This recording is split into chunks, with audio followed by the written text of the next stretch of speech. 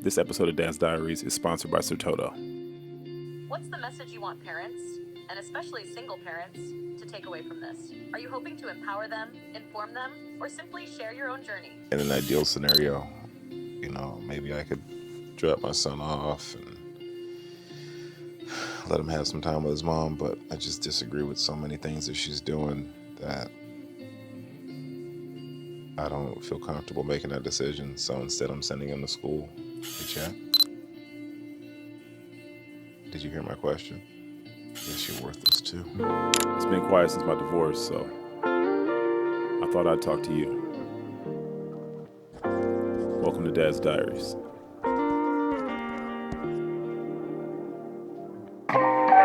Being a dad is a thankless job where you make miracles for the people you love, and they never even notice it. They don't know how you do it, and they really don't care. And there's a sense of pride that you have that they can live that way.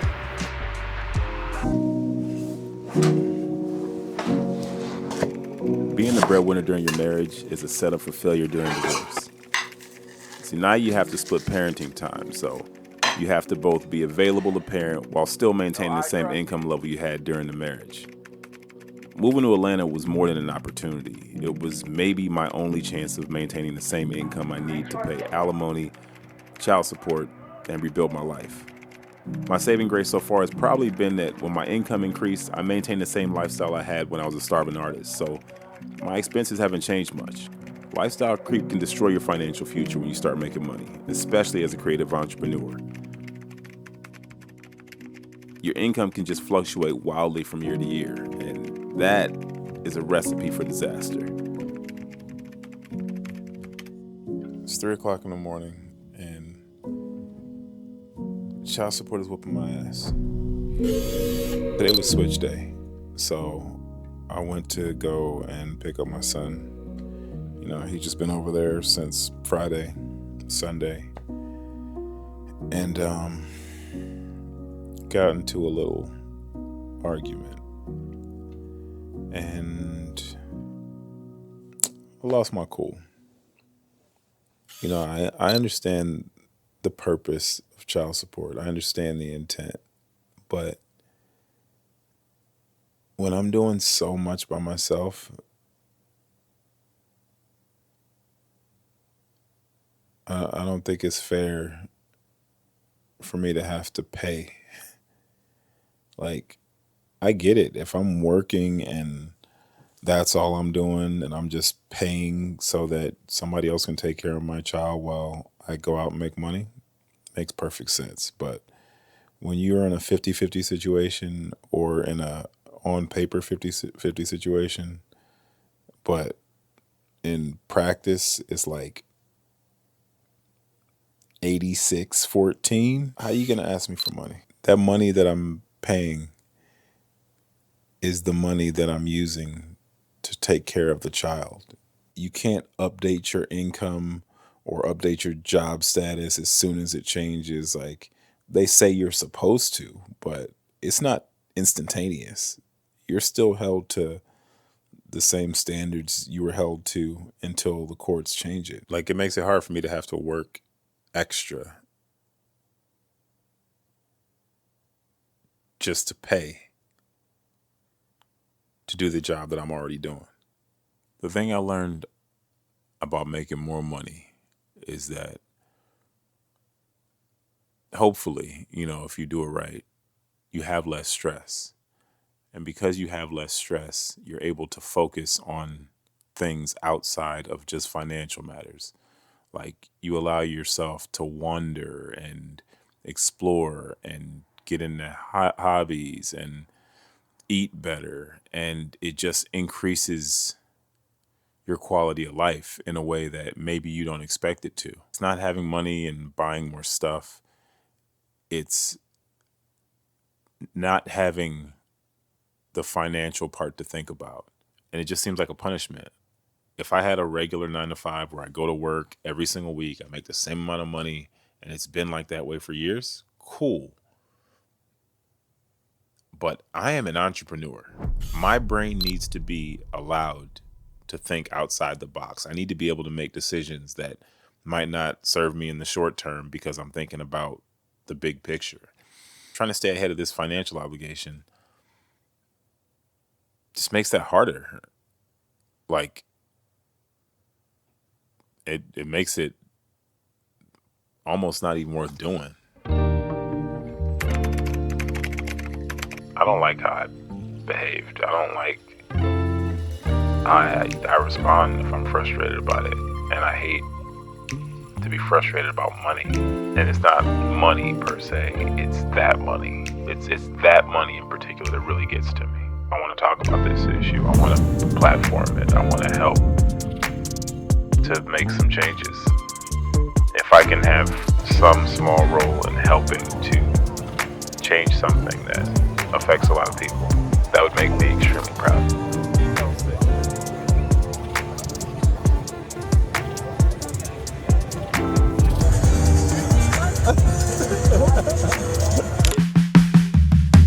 There's a lot of things in life I can't control, but one thing I can is what I put into my body. That's why I'm grateful to have the Santa Vida water filtration system from Sertoto. The 2-gallon capacity is more than enough to keep my son and I hydrated. Crafted from 100% pure copper, the Santa Vida isn't just functional, it's a statement piece. But it's more than just style. It uses 2 British Berkfield fluoride filters to remove 99% of fluoride, giving us some of the cleanest, freshest drinking water possible. And the simple design has no electronic components, making it a perfect fit for anyone who values self-sufficiency, especially when they're outside the city. I want to thank Sertoto for supporting our health and for making this episode of Dad's Diaries possible. 18, you don't have a clue what you want. I was just the same way till you find out you can do what you want. And everything changes, gotta keep it moving along. And you feel the same. So the one thing I miss out of my previous life in the corporate world is getting dressed. Like, man, I love a suit. You know, usually you guys see me with the cutoff, and, you know, I call it good because that's pretty much all I need for my work, and it's pretty comfortable. Figure tonight I'm gonna go ahead and step out. I want to celebrate. Big job starts on Monday, and, you know, my ex came through, so she's got my son. And I think that, you know, I've earned it. You know, like, I want to celebrate making it through the school year. I want to celebrate all the small wins. I want to celebrate this job. I want to celebrate, you know, this channel, the success with the sponsors. Like, I knew that I was going to be documenting a lot of lows doing Dad's Diaries, but I also want to make sure that I'm celebrating the highs. Like, it's easy to forget them later on down the line when stuff is crazy and I'm miserable and things aren't working out. So in this moment right now, I'm going to get out and I'm going to celebrate a little bit. It is a camera. It's the DJ Osmo Pocket 3. Do you like it? Everyone thinks these big cameras, but then it's like, where are you going to carry that? Like, you know what I mean? You walk around with this big ass camera, it's crazy. Beautiful Sunday morning. Just out here on the BeltLine, skateboarding, having a blast. And like, this is the only time you can come down here before it gets kind of packed. She walked up to me and she was asking about the Osmo because she couldn't tell what it was. And that's again why I plugged this camera. I love this camera. It makes my life so much easier. And then she was talking about, you know, being intimidated, being out here and shooting. And I was just like, look, man, this is why you get the Osmo. You walk into a coffee shop, you grab all these shots, it's no big deal. And she even mentioned that she has a bigger camera and she doesn't feel comfortable using it. Anyways, so tomorrow's my first day back at work. I'm super excited. Big job, big opportunity. And I really feel like, you know, the pressure's on a little bit in terms of like, this is my shot. Gonna head home, do some laundry, clean up. But right now I'm just out. I wanted to get out and ride, even though I really should not be riding when I'm about to start a job because, you know, dangerous, could get hurt. But taking it easy, enjoying myself, just a nice, beautiful ride, relaxing. And I don't know, just like last night I had a fantastic dinner at a really nice restaurant. Got home pretty early and then just got some sleep. I think this week I need to make sure I'm getting adequate sleep. I need to make sure I'm ready and prepared and just able to contribute. So there's like this little image that you imagine of like, oh, my kids are going to be going back to their other parents for the weekend.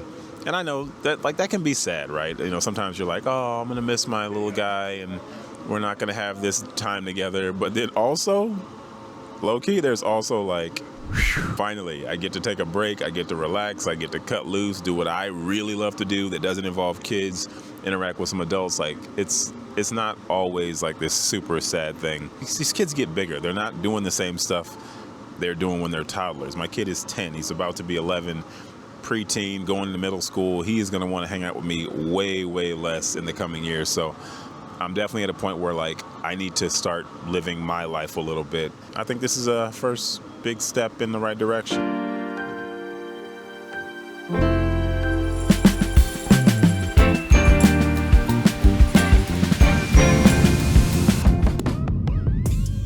The concept of co-parenting is so strange.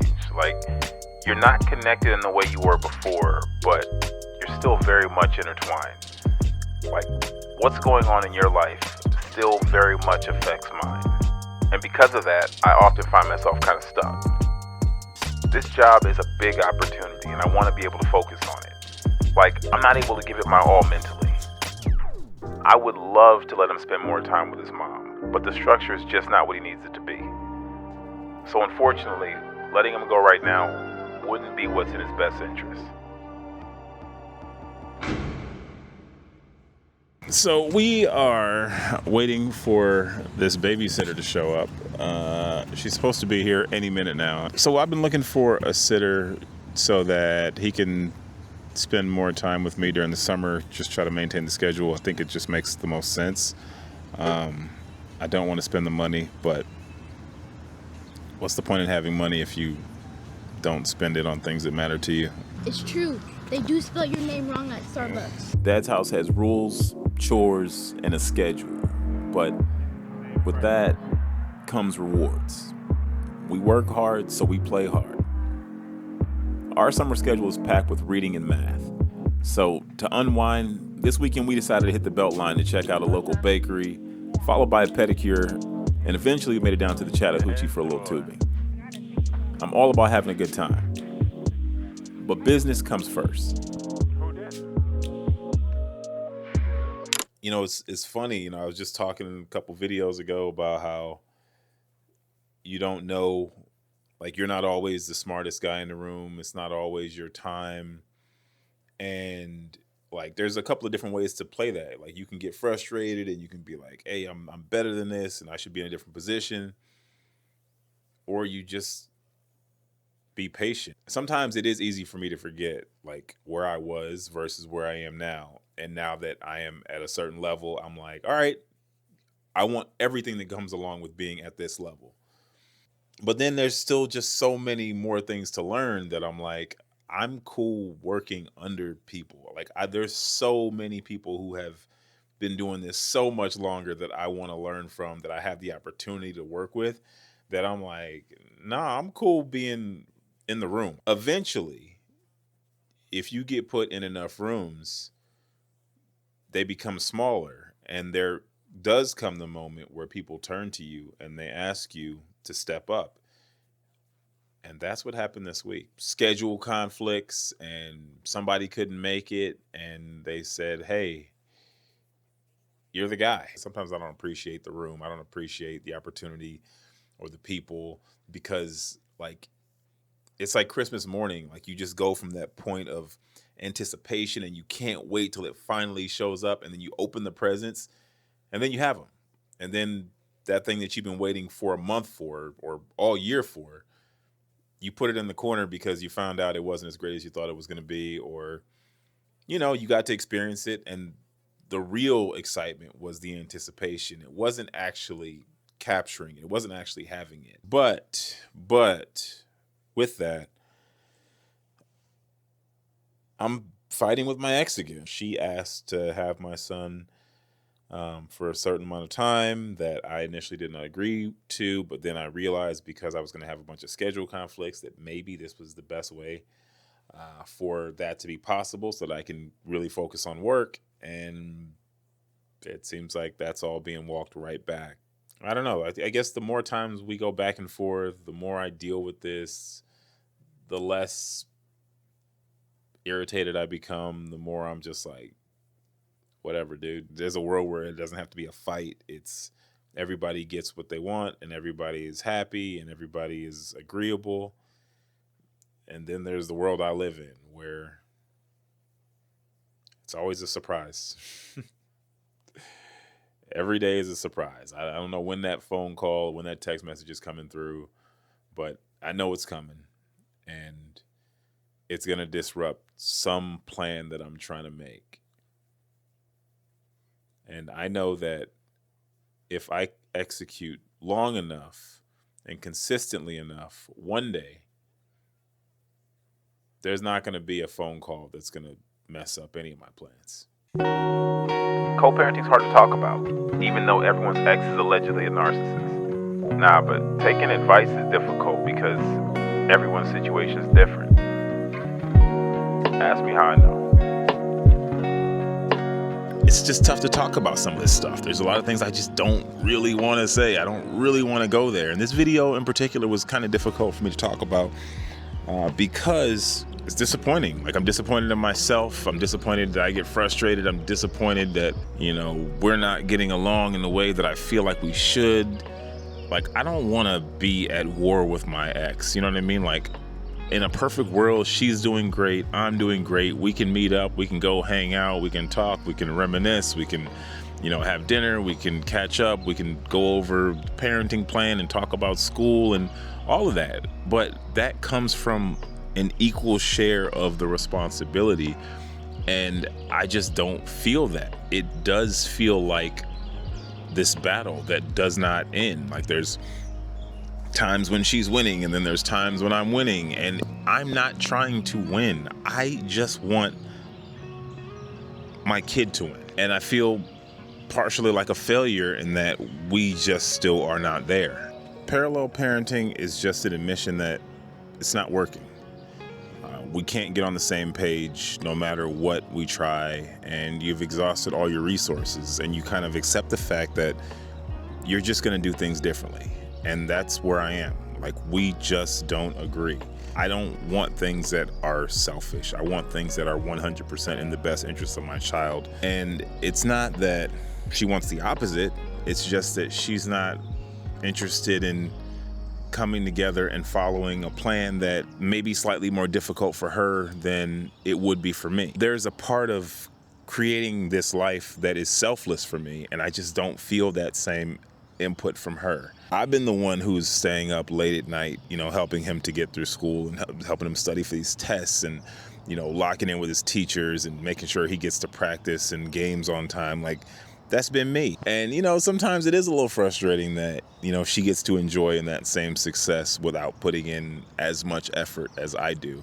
You don't get to control the other person, the way they parent, their home, the way they run their show. Like, that's all on them. All you can do is worry about you. And parallel parenting is simply saying, I give up. I'm going to enforce my rules over here. We're going to have bedtime and study time and reading time and art time. And, everything is going to be on a schedule, and we're going to eat right, and we're going to work out, and we're going to be working on being our best selves over here. And what happens over there? Unfortunately,